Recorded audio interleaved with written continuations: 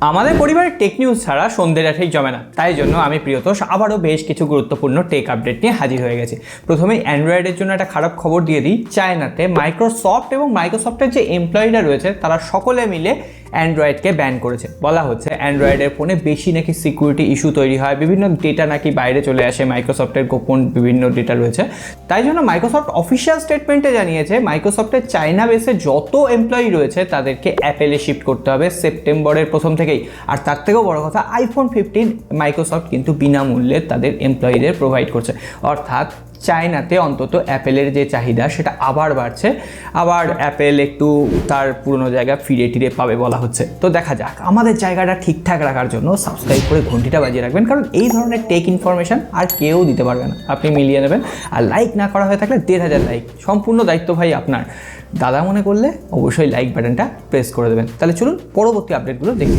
আর স্মার্টফোনের খবর তো হবেই, তার আগে বিজ্ঞানের খবর কিছু সেরে নিই। এমআইটির যারা রিসার্চার রয়েছে, বলা ভালো যে সাইকিয়াট্রিস্ট যারা রয়েছেন তারা কিন্তু খুবই আশঙ্কায় রয়েছেন। কারণ দেখা যাচ্ছে বিশ্বের বিভিন্ন দেশে মানুষরা এখন এআই চ্যাটবটের সঙ্গে প্রেম করছেন বা ঘনিষ্ঠতায় জড়িয়ে পড়ছেন। এমনকি সেক্ষেত্রে ঘনিষ্ঠতা বাড়লে যখন সেক্ষেত্রে উত্তর আসছে না ঠিকঠাক বা নিজের এক্সপেকটেশন পূর্ণ হচ্ছে না, তখন সুইসাইডের মতো ঘটনা ঘটছে। তো অবশেষে এমআইটির যারা রিসার্চার রয়েছেন তারা বলেছেন এআই চ্যাটবটের সাথে আপনি গল্প গুজব করছেন ঠিকই, কিন্তু সেখানে ইমোশনালি অ্যাটাচমেন্ট যেন কখনোই তৈরি না হয়। কারণ এআই সমস্ত কিছু করতে পারলেও এখনো পর্যন্ত এআই এর ভেতরে কিন্তু ইমোশনাল ব্যাপার স্যাপার নেই। যদিও গতদিন বলেছিলাম রোবট আত্মহত্যা করেছে, ব্যাপারটা অনেকে ইমোশনালি নিয়েছে, কিন্তু আদপে ব্যাপারটা তো একটা যান্ত্রিক গোলযোগ। সুতরাং এআই এর প্রেমে পড়বেন না, দরকার পড়লে একটা ভালো গার্লফ্রেন্ড খুঁজে নিন, তো সময় এমনিই কেটে যাবে। অবশেষে লঞ্চ করলো বিশ্বের প্রথম সিএনজি বাইক বাজাজ ফ্রিডম। দাম রাখা হয়েছে 1 লক্ষ রুপির আশেপাশে। যদিও এই বাইকের প্রধান বৈশিষ্ট্য হচ্ছে এটা সিএনজিতেও চলবে, আবার আপনি চাইলে এটাকে পেট্রোলেও চালাতে পারবেন।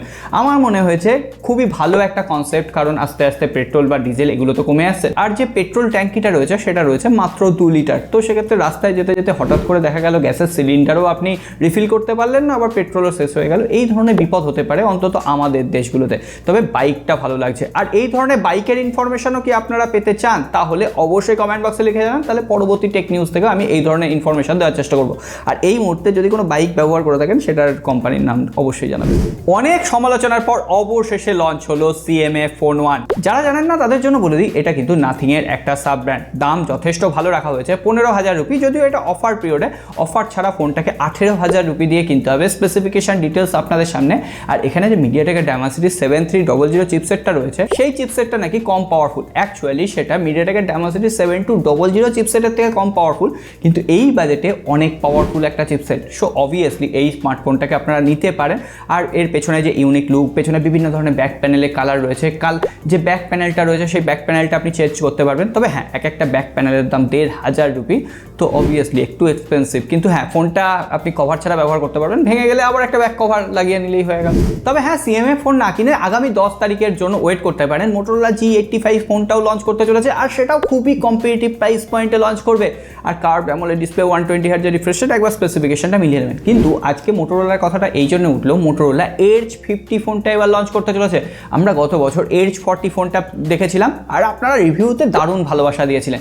তো Edge 50 ফোনটায় বলা হচ্ছে 30,000 রুপির প্রাইস প্যাকেটে wireless charging technology, IP68 rating, curve AMOLED display, 144 হার্জের রিফ্রেশ রেট, 5000 মিলিঅ্যাম্পিয়ার ব্যাটারি, 68 ওয়াটের ফাস্ট চার্জিং টেকনোলজি, আর প্রসেসর হিসেবে Qualcomm Snapdragon 7S Gen 2 chipset থাকতে পারে। এখনো পর্যন্ত লিক এটাই বলছে। সো দেখা যাক কি হয়, যখন আপডেট পাবো। হতে পারে এই মাসের শেষের দিকেই এই Edge 50 লঞ্চ হয়ে যেতে পারে।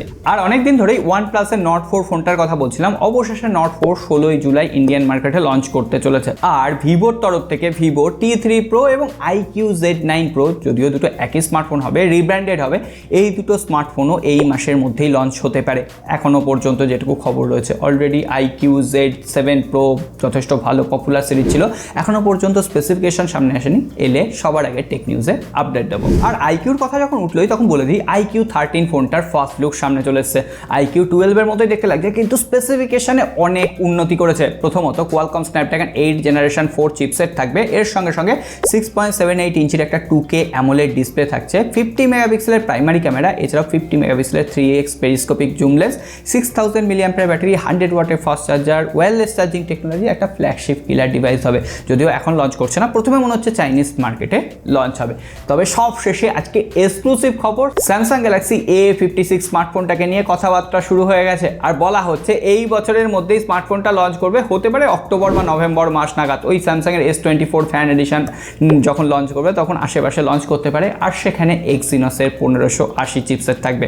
অলরেডি A55-এ আমরা 1480 চিপসেট পেয়েছি, এবার 1580 চিপসেট। তবে হ্যাঁ, A56-এর দেখা যাক স্যামসাং ক্যামেরাতে কোনো আপগ্রেড করতে পারে কিনা, কারণ অলরেডি ওই প্রাইস রেঞ্জে S23 ফ্যান এডিশন অ্যাভেলেবেল, যেখানে টেলিফটো সেন্সার রয়েছে। অবশ্যই A55-এ আমরা টেলিফটো সেন্সার পাইনি, ভিভো V30 প্রোতে টেলিফটো সেন্সার পেয়েছিলাম, প্রধান কম্পিটিটর। কিন্তু এবার A56-এ দেখা যাক ক্যামেরা স্পেসিফিকেশন কী হয়, টেলিফটো সেন্সার অন্তত থাকে কিনা। তবে হ্যাঁ, এক্সিনোসের প্রসেসর থাকছে, এটা আপনারা কনফার্ম ধরে রাখতে পারেন। আজকে আর কথা বাড়াচ্ছি না, সকলে ভালো থাকবেন, সুস্থ থাকবেন, দেখা হবে আগামী পর্বে।